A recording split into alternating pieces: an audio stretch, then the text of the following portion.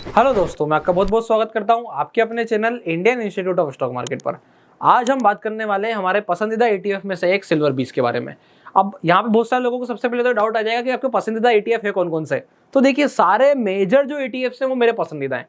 Nifty 20, bank 20, private bank ETF, PSU bank ETF, इसके अलावा EV India.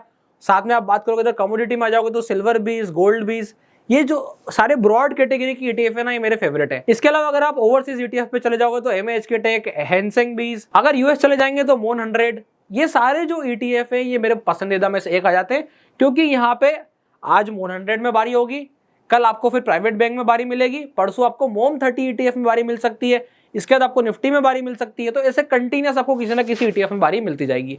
ऐसे में मैं क्या करता हूं, मैंने आपको मेरी मेथड शेयर कर रखी है कि मैंने परसेंटेज वाला नियम शेयर कर रखा है। अगर आप परसेंटेज के हिसाब से चीजों को रन करोगे तो आप देखोगे कि यहाँ पे प्रॉफिट बनाने की संभावना बहुत ज्यादा होगी। अब परसेंटेज से रन करने का क्या नियम है, फटाफट से शॉर्ट में समझते हैं और सीधा फिर देखेंगे सिल्वर बीस को जो उसने कमाल किया है। ये हमारी पहले भी चर्चा हुई थी, इस वाली जगह पे हमने सबसे पहले वीडियो बनाई थी। मैं आपको जगह बता देता हूँ कि कहाँ हमने वीडियो बनाई थी। तो यहाँ पे अपन ने इस वाले जोन में देखा है, इस वाले जोन में देखा है, इस वाले जोन में सिल्वर देखा है यहाँ पर, और एक बार अपन ने इस वाले जोन में भी चर्चा करी है जहां तक मुझे ध्यान है। तो ये सारे जोन में हमने प्रॉपर तरीके से सिल्वर बीस की चर्चा करी है और एक ही नियम आप लोगों के साथ शेयर किया था। बोले क्या नियम था, इधर देखो।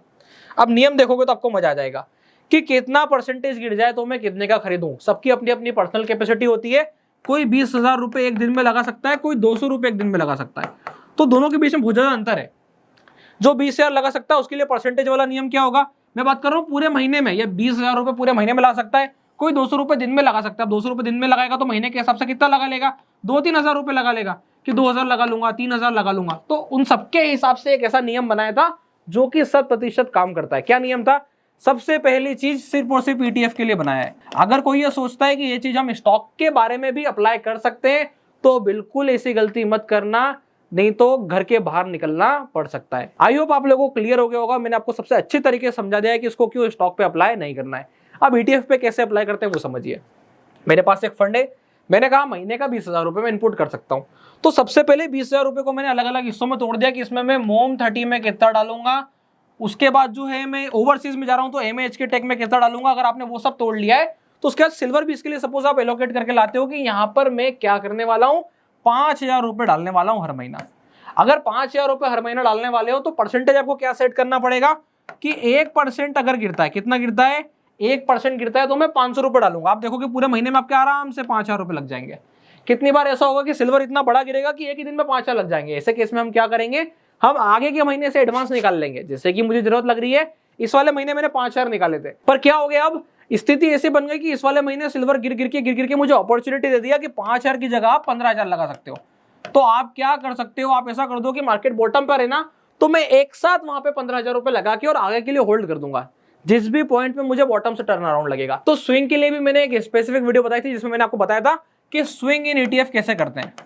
क्या समझाया था उसमें मैंने आप लोगों को, उसमें मैंने ये समझाया था कि जब प्राइस ऐसे चल रही है तो हमें स्विंग नहीं करना है, तब हमें अपनी वो वाली मेथड का इस्तेमाल करना है, परसेंटेज वाली। क्योंकि मार्केट ऐसे छोटा सा डिप देगा, मेरी एंट्री आएगी, मार्केट घूम के ऊपर चलेगा। मार्केट ऐसे छोटा सा डिप देगा, मेरी एंट्री आएगी, मार्केट घूम के ऊपर चलेगा। अब वही चीज स्विंग की कब बन जाती है कि यहां पर मैं वही मेथड इस्तेमाल कर रहा था, थोड़ा मार्केट नीचे खुला मैंने डाल दिया पैसा, थोड़ा मार्केट नीचे खुला मैंने डाल दिया पैसा। अब मार्केट धमाधम टूटा। जैसे ही मार्केट धमाधम टूटा, यहाँ पे बहुत सारे लोगों को सिल्वर बीस पे डाउट आया होगा कि अरे कहीं ये 80 की तरफ तो नहीं जा रहा है, कहीं ये 60 की तरफ तो नहीं जा रहा है। तो देखो 80 की तरफ तो वो आया, 60 की तरफ जा सकता था क्या, बिल्कुल जा सकता था। तो जब तक वो 60 की तरफ जा सकता है मैं क्या कर रहा हूं, मैं मेरा रूल फॉलो कर रहा हूं। उसके बाद आती है बात स्विंग इन ETF की कि कब मुझे वो नीचे से टर्न अराउंड दिखाएगा। ये आइडेंटिफाई करने के लिए अपन इस वाले चैनल पे क्या करते हैं, बहुत सारी वीडियोस बनाते हैं कि स्विंग कैसे आइडेंटिफाई करते हैं with the help of bullish shaker signal, और भी बहुत सारे पैटर्न्स मैंने आप लोगों के साथ शेयर करें जिसकी हेल्प से आप बहुत इजीली आइडेंटिफाई कर सकते हो कि कैसे कैसे बॉटम बनते हैं मार्केट में। सब कुछ मैंने बिल्कुल फ्री ऑफ कॉस्ट बता रखा है। आपको सिर्फ इस वाले चैनल को बिल्कुल जीरो से देखना शुरू कर देना है कि अगर आप जाकर के सबसे ओल्डेस्ट वीडियो से देखना शुरू करोगे और ऊपर तक आओगे तो आपको ऑटोमेटिकली सारी चीजों का पता चलने लगेगा। जो जो चीजें आपको जाननी है आप क्लिक करते जाओ, देखते जाओ, थोड़ी सी मेहनत आपको करनी पड़ेगी। अब देखिए यहाँ पर हमको ये पता है कि मार्केट जब पहली बार आता है तो क्या होता है, उसे हम कहते हैं ऑटोमेटिक रैली। ये भी सिखाया है मैंने कि पहली बार जब वो ऊपर जाएगा तो वो ऑटोमेटिक रैली होगी और उसके बाद मार्केट एक बार डिप लेता ही है। उसने डिप लिया, अगर मैं मेरा नियम फॉलो कर रहा होता तो अभी तक मैं बारी बारी खरीदी कर रहा हूं। और जैसे ही इस वाली जगह पे हम पहुंचे तो यहाँ पे हमने क्या डिस्कस कर लिया था कि अब ये स्विंग की अपॉर्चुनिटी है, नेक्स्ट स्विंग अपॉर्चुनिटी कहाँ पे आ रही है, सिल्वर बीज में, और वही हमको होता दिखा। अब आप अगर यहाँ पे ध्यान से देखोगे कि अगर हम इस वाली जगह से पकड़ लें, सबसे पहले तो उनकी बात कर लेते हैं जिन लोगों ने यहाँ पे स्विंग पकड़ा। ऐसा नहीं है, आप जाके प्रीवियस वीडियोस देख सकते हैं जहां पे हमने यहाँ वीडियो बनाई थी, तो हमारा स्टेटमेंट उस वक्त पे क्या था आप इजीली चेक कर सकते हैं।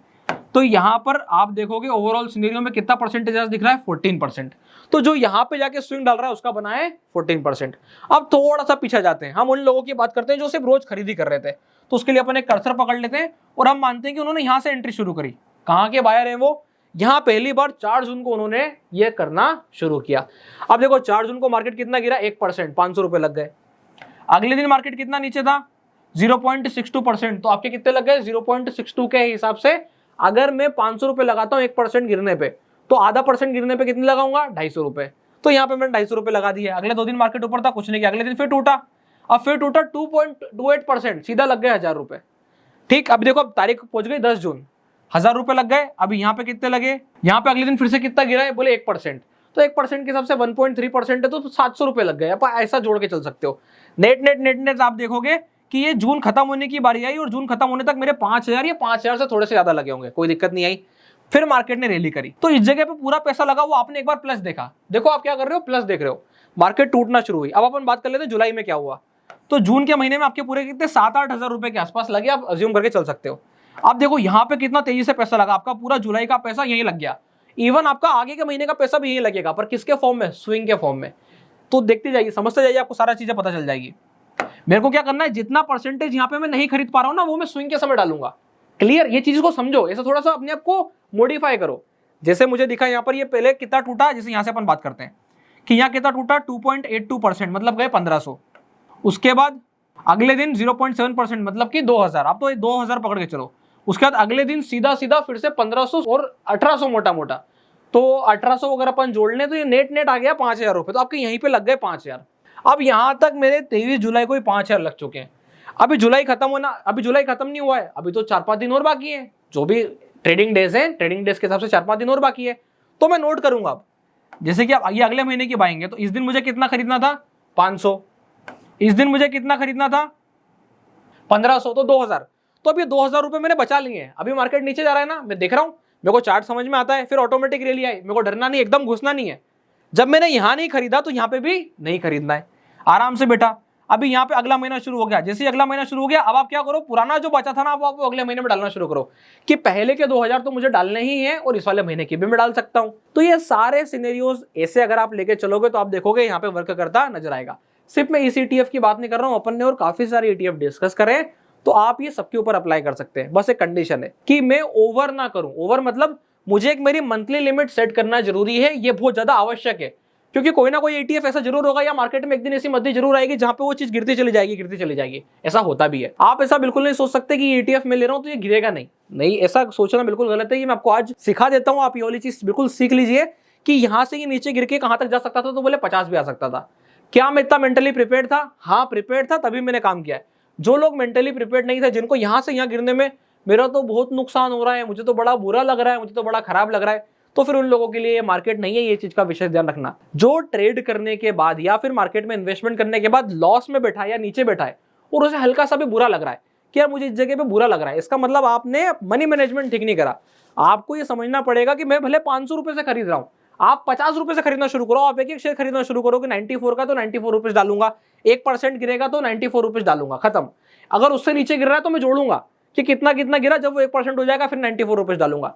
बाकी जिसकी हाई कैपेसिटी वो तो 10,000 में खरीद ही सकता है, वहां कुछ भी अपन बात नहीं कर रहे हैं। तो ओवरऑल सिनेरियो में क्या निकल के आया है, अगर आप परसेंटेज वाइज बात करेंगे तो यहां पर आप इस जगह से पकड़ोगे तो मैंने आपको बता दिया कि भैया 14% पे हो। अब क्या करूं, बेच दूं? नहीं, अगर हम ये नियम यहां से फॉलो कर रहे हैं, अब थोड़ा सा पीछे आते हैं, यहां से फॉलो कर रहे होते तो, उसके नीचे से फॉलो कर रहे होते तो जिस चीज में ग्रोथ चल रही है हमें एक चीज ध्यान रखना है कि जो चीज बढ़ रही है उसे हमें होल्ड करते चलना है। ये सबसे इंपॉर्टेंट हो जाता है, ये लोग बाग नहीं समझते हैं। और अगर आप स्विंग ट्रेडिंग के पर्सपेक्टिव से थे तो उसका भी मैंने आप लोगों से नियम शेयर कर रखा है कि 10% पे आप आधा खाली कर सकते हो, उसके ऊपर और परसेंटेज वाइज आप अपने नियम बना सकते हो। जो मैंने नियम बनाए वो सारे नियम आप लोगों के साथ मैंने शेयर कर दिए हैं। बस एक चीज का फिर भी विशेष ध्यान रख करके चलना कि यहाँ पर हम क्या करते हैं, ETF में गिरती चीज को परचेस करते हैं तो रिस्क एसोसिएट होता है। ये चीज समझना बहुत ज्यादा जरूरी है। रिस्क एवर्स हो आप, ये आपको ध्यान रखना है।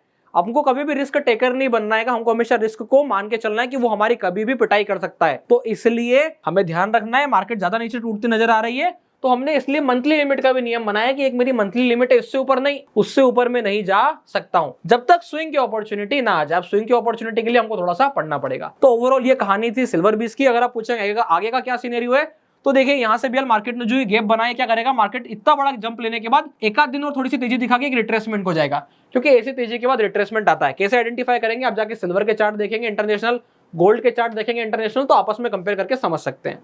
अब क्या होगा ओवरऑल सिनेरियो में, यहाँ पे मार्केट साइडवेज होल्ड करेगा और जैसे ही एक बार ब्रेकआउट देगा, हमें पहली बार चांदी अब की बार लग रहा है कि 1 लाख रुपए के ऊपर जाती दिख जाएगी। तो देखेंगे अपन ओवरऑल क्या सिनेरियो बनता है। अगर आप लोगों को ये वीडियो अच्छी लगी हो तो वीडियो को लाइक कीजिएगा, चैनल को सब्सक्राइब कीजिएगा। और अगर आप लोगों ने अभी तक अपना डीमैट अकाउंट नहीं खुलवाया है तो डिस्क्रिप्शन के नीचे लिंक मिल जाएगा, आप जाके अपना डीमैट अकाउंट ओपन करा सकते हैं। तब तक के लिए बहुत बहुत धन्यवाद।